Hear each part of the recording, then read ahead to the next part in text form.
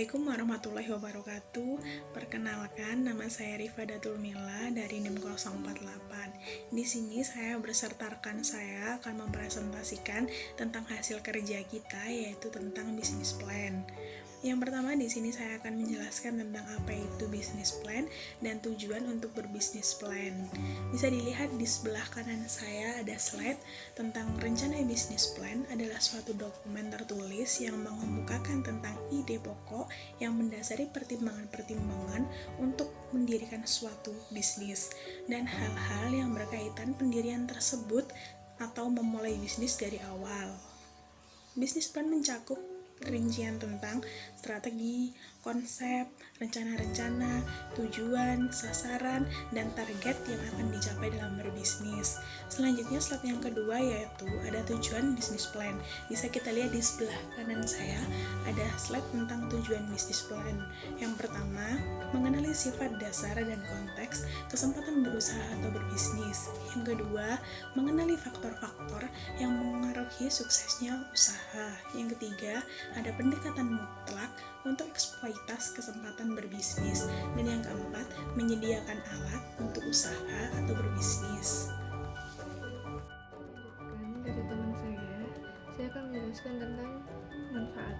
Manfaat dari bisnis plan yaitu ada 4. Yang pertama yaitu untuk mengumpulkan dana.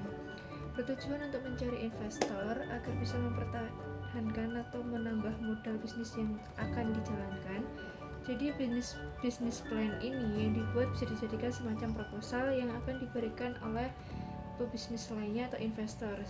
Dan nanti investor jika tertarik akan memberikan modal untuk kita memulai bisnis.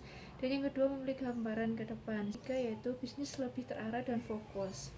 Terakhir yaitu menaikkan level bisnis. Langkah bisnis plan. Yang pertama, analisa pasar potensial. Yang kedua, tetap berapa besar pasar potensialnya.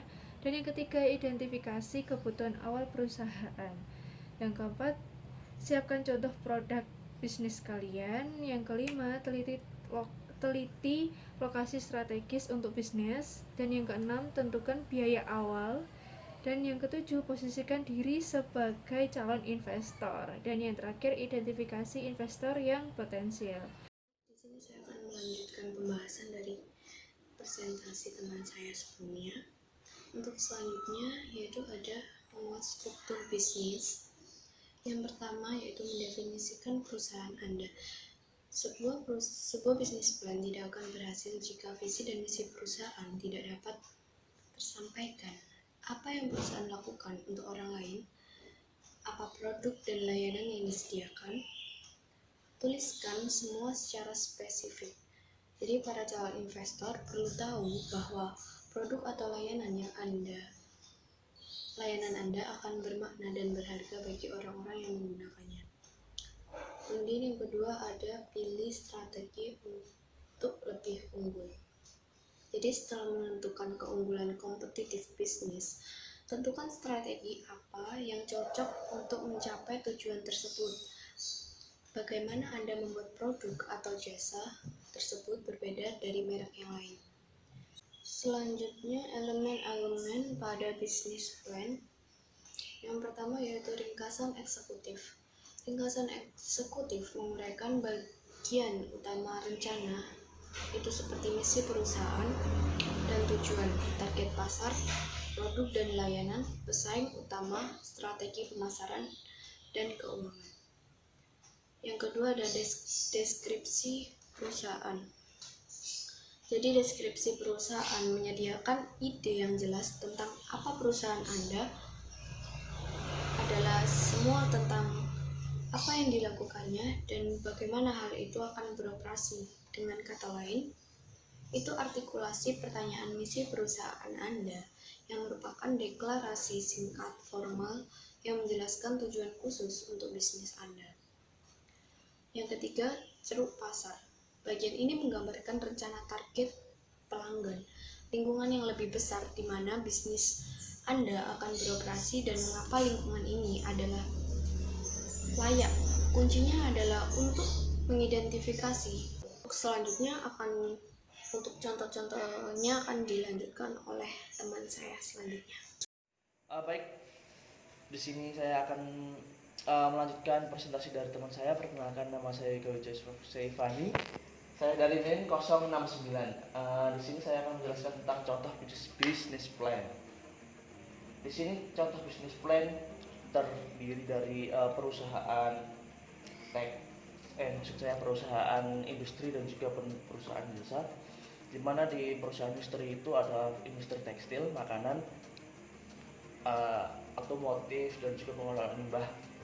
Dan di dalam jasa itu ada jasa potong rambut, jasa penyewaan kendaraan bermotor, jasa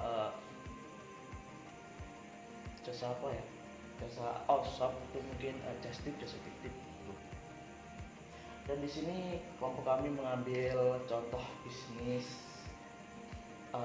ayam goreng Korea, di mana menurut kami ini ayam goreng Korea ini kedepannya akan insya Allah mereka akan suka, customer tentu saja akan suka, dan produk ini tidak kami tujukan untuk khusus kepada siswa atau mahasiswa, tapi untuk masyarakat umum. Jadi kami akan mendesain, kami akan mengevaluasi, kami akan mengembangkan produk ini untuk bagaimana cara mengikat konsumen yang baik, konsumen yang banyak. Dan di sini ada contoh bahan-bahannya, terus cara pembuatannya juga, bahan-bahan bumbu, bahan-bahan ayamnya.